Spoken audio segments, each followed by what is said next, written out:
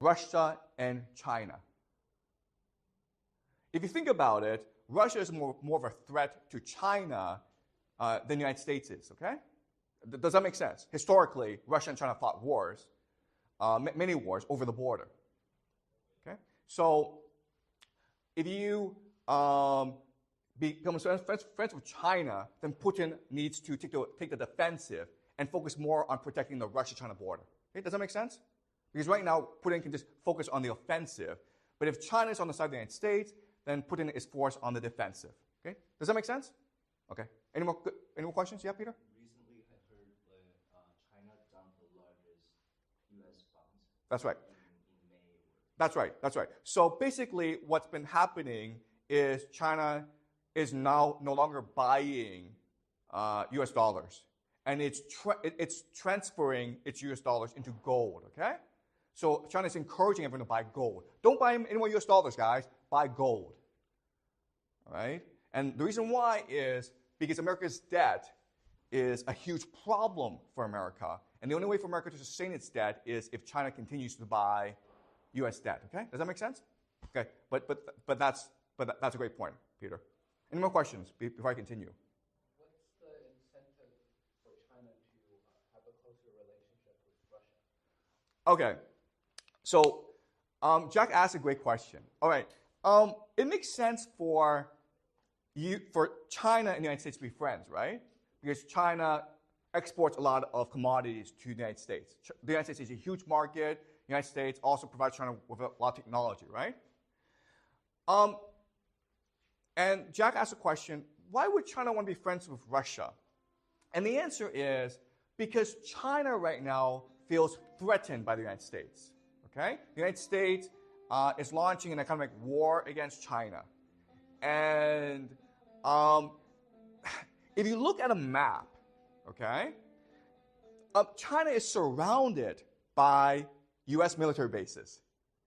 And the problem is that China needs imports of oil and food to sustain its economy. Does that make sense? So if America ever launches an embargo against China, China collapses. Okay? So in other words, China needs to open up new trade routes, and the only way, and the best partner right now is Russia, because it has a lot of access to energy and oil. Okay? So right now, the situation in China is that Chinese policymakers know that the situation in China is terrible. The economy has collapsed. Demographics has collapsed. China is completely dependent on the world for oil and food. Okay? China is extremely vulnerable right now. If America says to the world, China is our enemy, then China has no choice but to find a new friend. And unfortunately, the only friend that China has right now is Russia. Okay? Does that make sense? Okay. So, but look, I mean, the geopolitical situation for China, it's really, really bad. Okay? Okay. Any more questions before I continue? Why does the United States think that China will attack Taiwan? Okay. So Staljn asked a great question. Why does the United States think that China will attack Taiwan?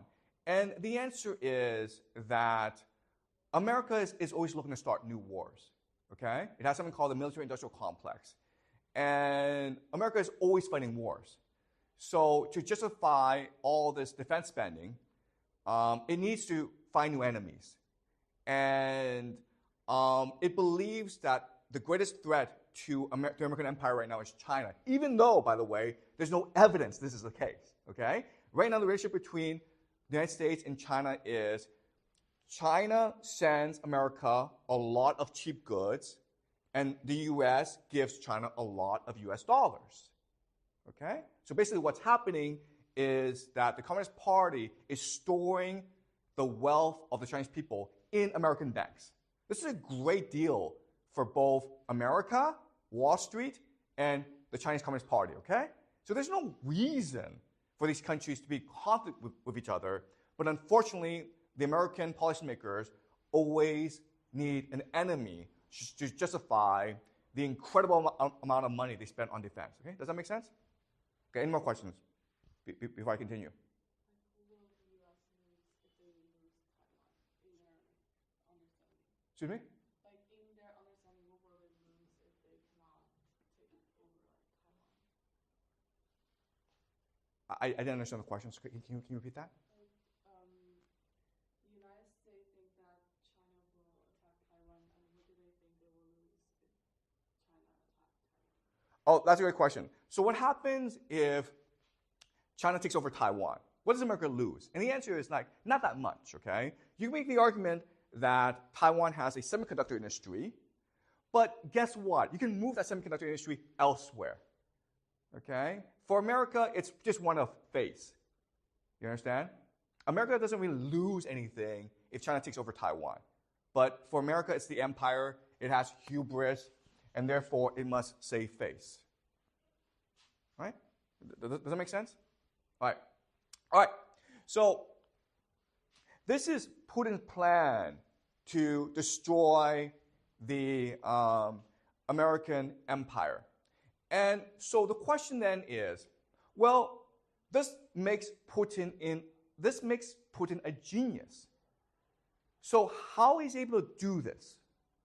And the argument I want to make to you today is that for many reasons, Russian leaders have a strategic imagination. They just think differently and more strategically than anyone else, okay? And so the example I want to use is Joseph Stalin, because we actually know a lot about Joseph Stalin. All right, so let's look at the world in 1939. And in 1939, there are about 6 global powers, okay? There's Soviet Union, okay? There's Japan. There's United States. There's UK, Britain, the British Empire, Germany, and France. Okay? So this is the map of the world in 1939. Now, let's talk about each country. The United States is far away and it's neutral. It does not like to get involved in the affairs of Europe. But it's suffering from the Great Depression. Its economy has collapsed. Okay? Japan, the Japanese Empire, is a war machine. But the problem for Japan is that it is completely reliant on imports. Okay? It needs oil for its empire, its war machine. And there are only 2 sources of oil close by. There's the Soviet Union Far East, and then there's Southeast Asia. Okay? Now, Japan is getting most of its oil from the United States. But the United States is angry at Japan.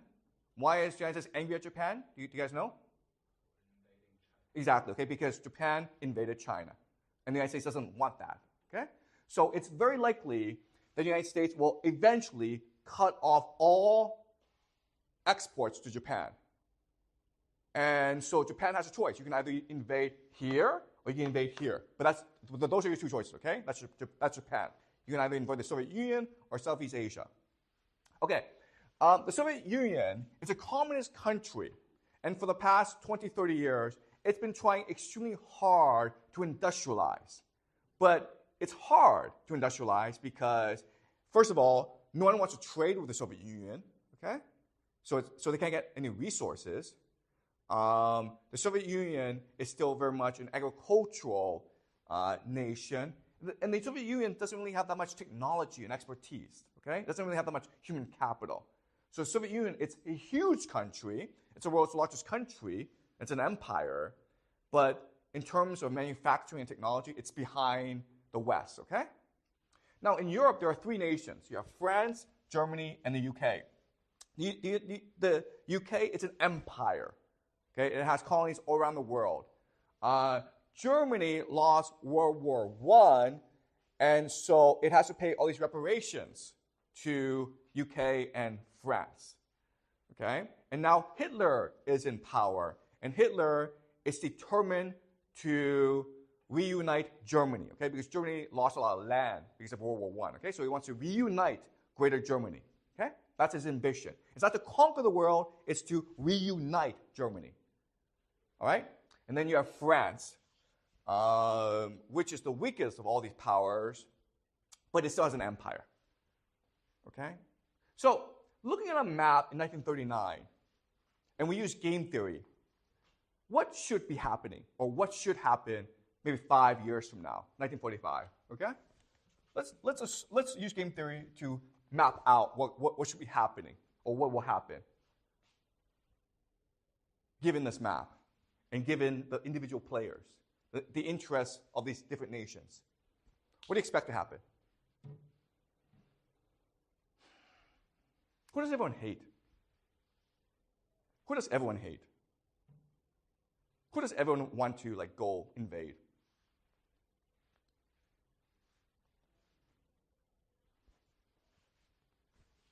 Why? Why does everyone want to invade the Soviet Union?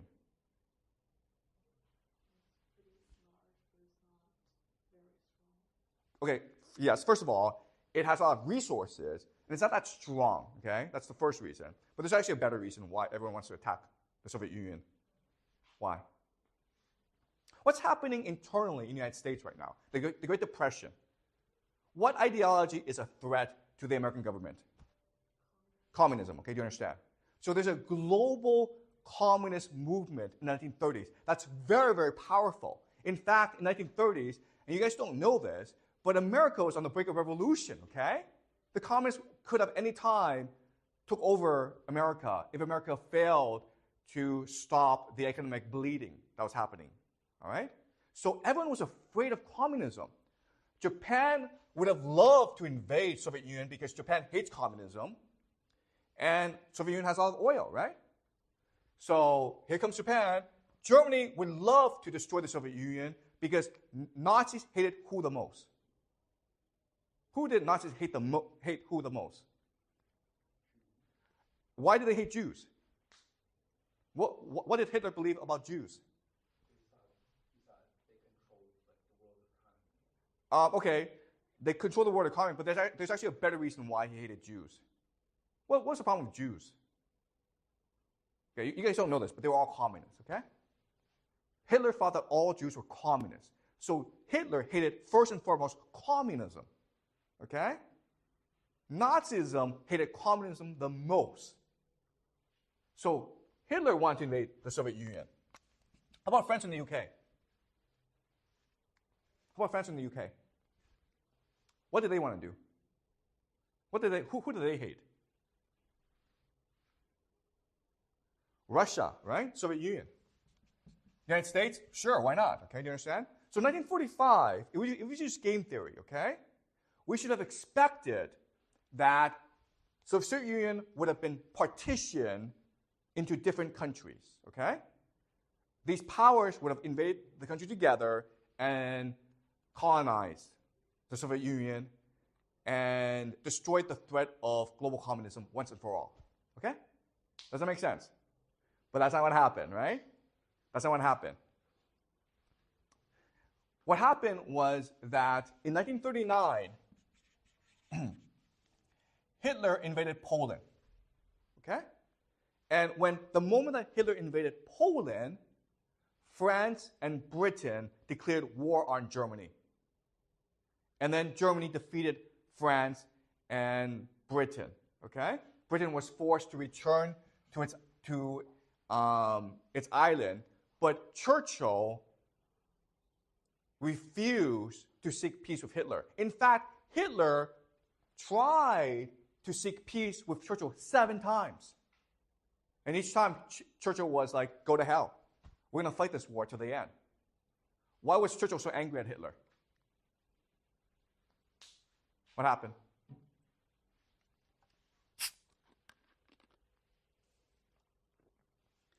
Because Germany destroyed the British army, right? It's a complete loss of face for the British Empire.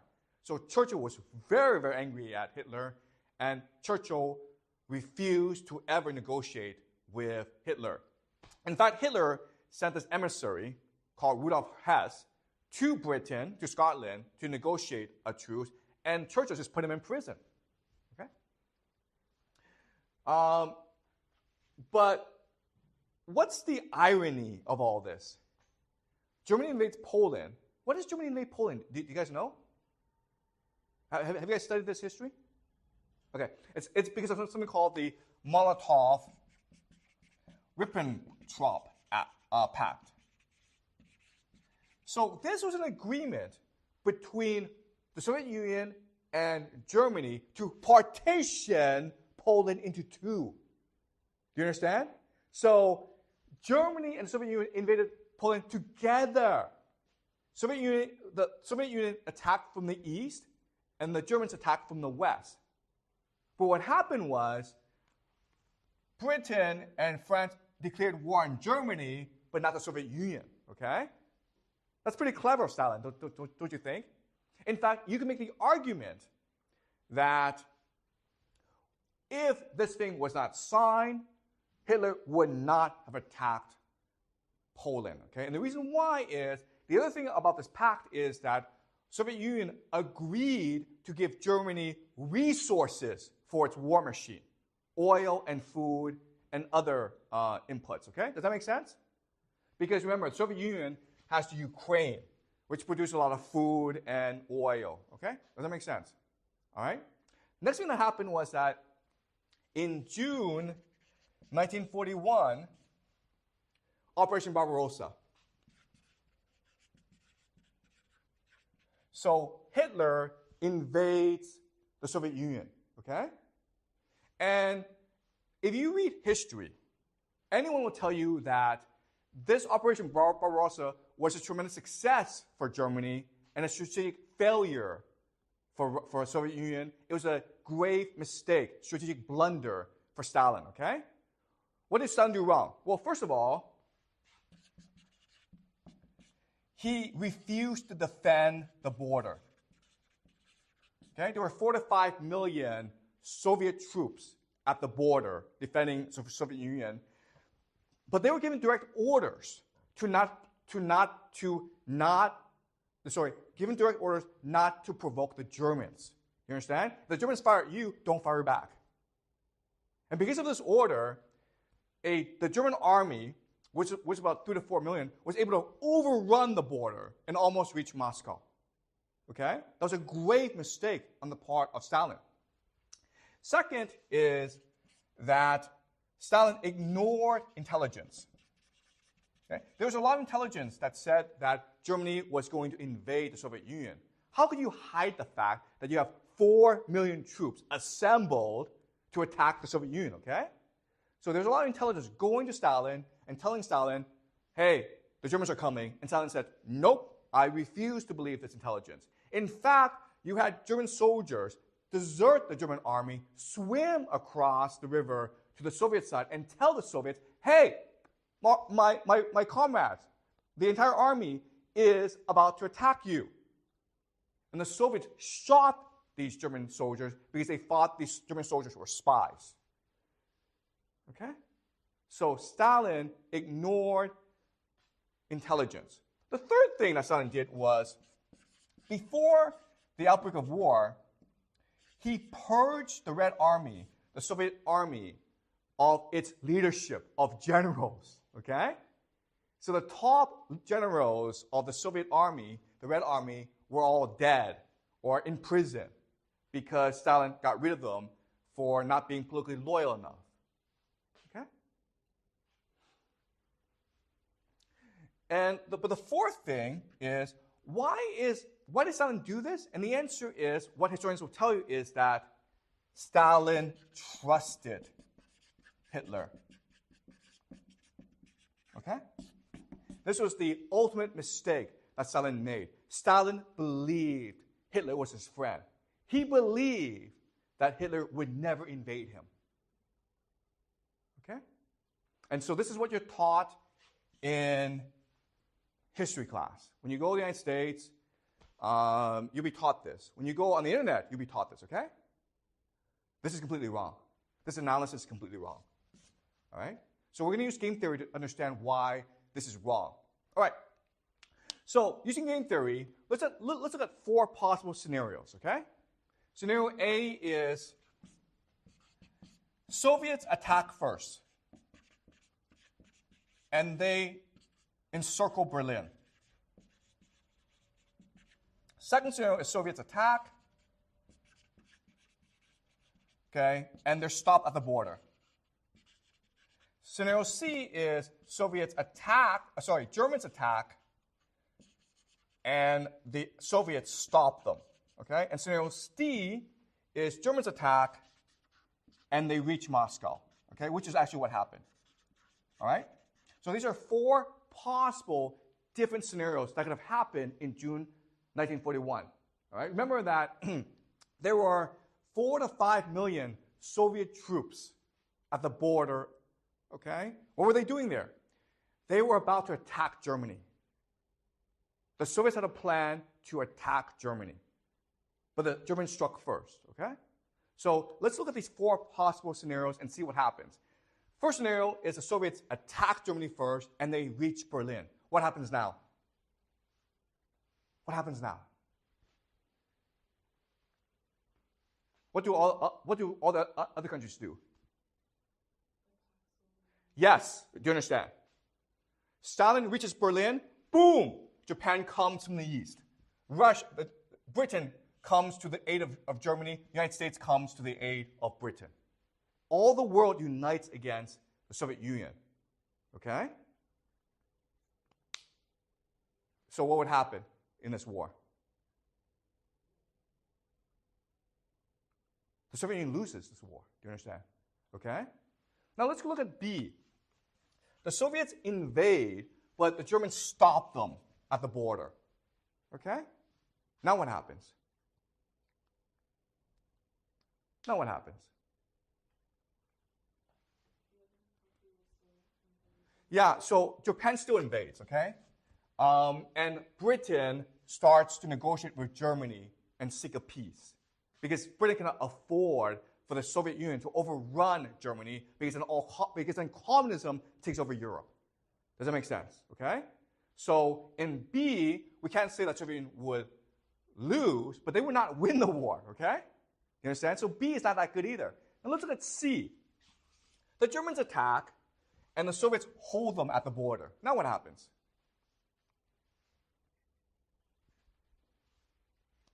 Now what happens? They just destroy each other, right? The United States, Britain, Japan, they're all laughing. They're like, oh, they're just killing each other. Who cares? Not a problem, okay? But now let's look at situation D, where the Germans attack and they are about to destroy the Soviet Union. What happens now? The other countries have to come and help the Soviet Union. Why? Why is it the United States and Britain must come to help the Soviet Union? Why? What would happen if Germany takes over the Soviet Union? That's right, okay? They take over the resources, therefore they take over the world. You understand? Because Germany has technology, it has military power, but it lacks resources. You combine the resources with the German military, they're invincible now. The United States will be forever shut out of the world. Germany will not invade the United States, but the United States could never, ever attack Germany again. Does that make sense? So what happens is, after the Soviets invade, after the Germans invade and the Soviet army is destroyed, America immediately gives the Soviet Union a lot of aid, okay? It's what we call Lend-Lease. From 1941 to 1945, America gave $200 billion to the Soviet Union for free, okay? It gave weapons, resources, technology, and food. Basically, what America did was industrialize the Soviet Union. Does that make sense? That's what America did. The Soviet Union could not industrialize by itself, but America helped the Soviet Union to industrialize. Let's look at Lend-Lease, okay? Weapons. America gave the Soviet Union 1/3 of all ammunition used in the war. 1/3 of all explosives. 1/2 of all aircraft. 14,000 airplanes. 1/2 of all tanks. 13,000 tanks. Okay? Resources. America gave oil and food. 80% of all copper. 55% of aluminum and steel. Okay?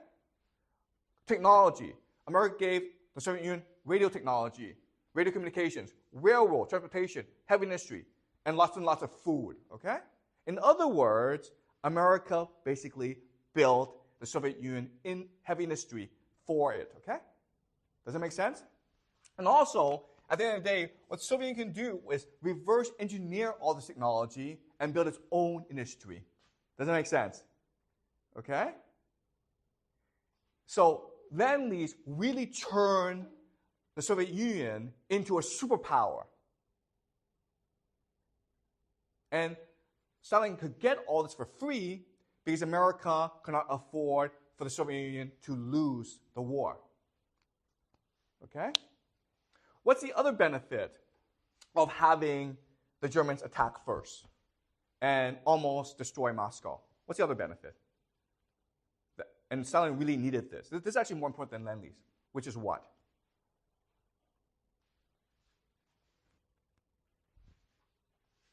National unity, right? Now all the Soviets were united in the fight against Nazi Germany. Before, communism was tearing the country apart. There was a civil war. The rich people all fled the country, right? But now, because the Germans were invading, the entire country was united against Germany. This is what they call the Great Patriotic War. They were fighting this war for the love of their country, the love of Mother Russia. Okay? So, and what turned the war was the will to fight.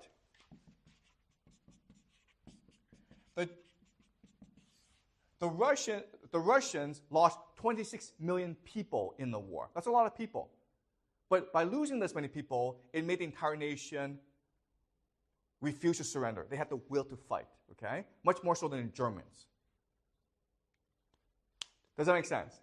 Okay? So in history, you're taught that Operation Barbarossa proved that Stalin was not a strategic genius, that he was played by Hitler. But if you just do game theory analysis, this was the best possible outcome for the Soviet Union, okay? In 1939, the world should have united against the Soviet Union, but what happened was the world united against Nazi Germany and gave Soviet Union the technology, the money, and the resources to become a global superpower, right? Does that make sense? And because Soviet Union became a global superpower, it was able to turn China into a communist country. Does that make sense? If the Soviet Union did not become a global superpower with all this heavy industry, then China would not become a communist power. Mao Zedong would not have won the war. Okay? So, in other words, all this is telling us is that Stalin is a genius.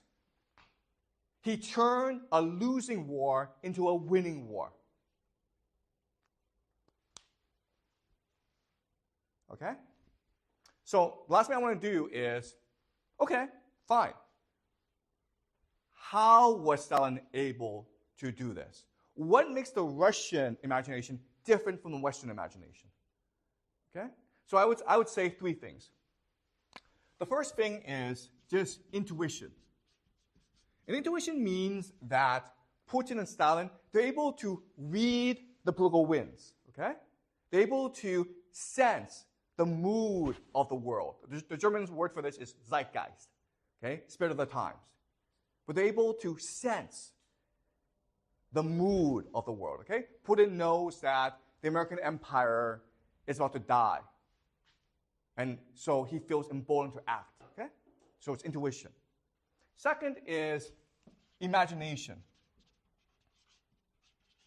So Putin and Stalin both have a strategic imagination, which means like, okay, they sense these winds, but they can also imagine, hey, if I did this, how would these winds change? Okay? That's an imagination, to be able to predict or imagine the future.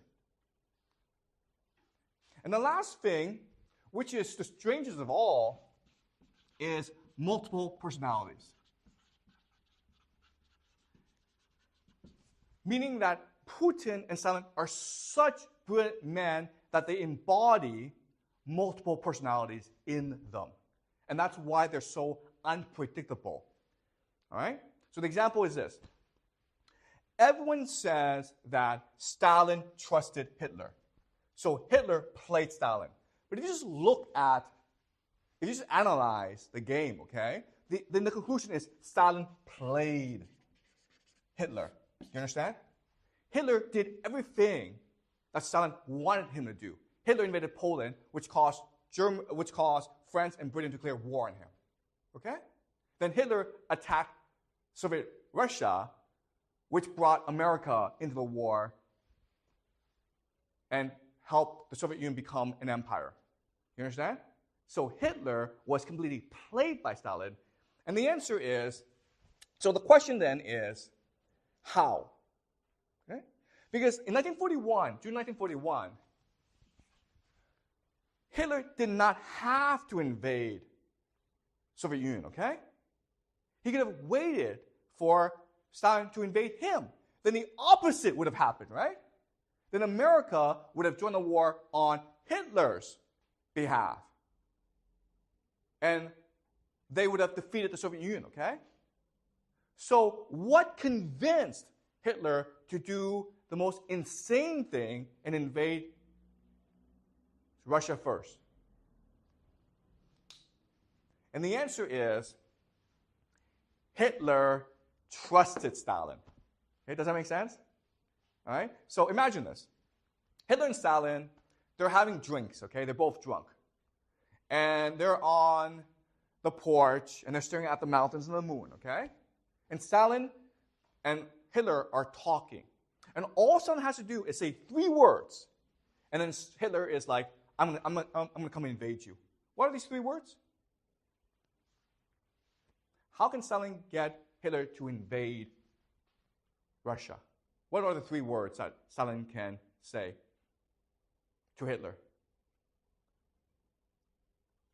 I trust you. Okay? I, Joseph Stalin, trust you out of Hitler. I don't trust anyone. I don't trust my own mother, but I trust you, Hitler. Okay? Then why would Hitler invade?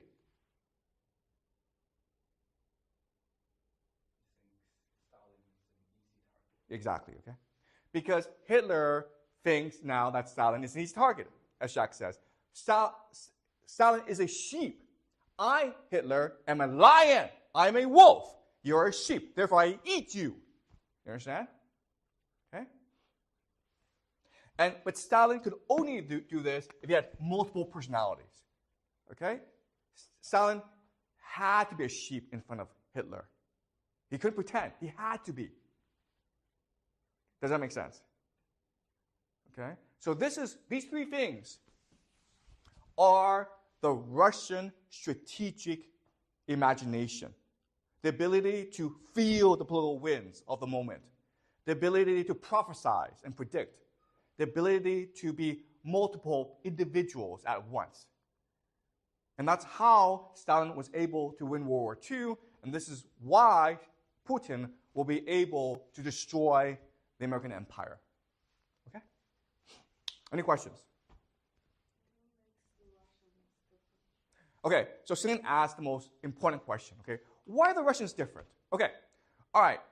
So the problem isn't Russia. The problem is us, the West, okay?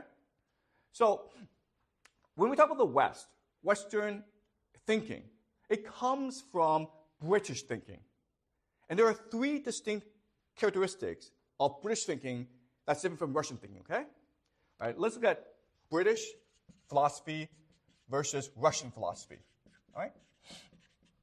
Okay, the first major difference is that British philosophy tends to be narrow, whereas Russia tends to be broad, okay? The reason why is Britain is an island, therefore it thinks very narrowly about the world, whereas Russia, it's a huge country. It's the world's largest country.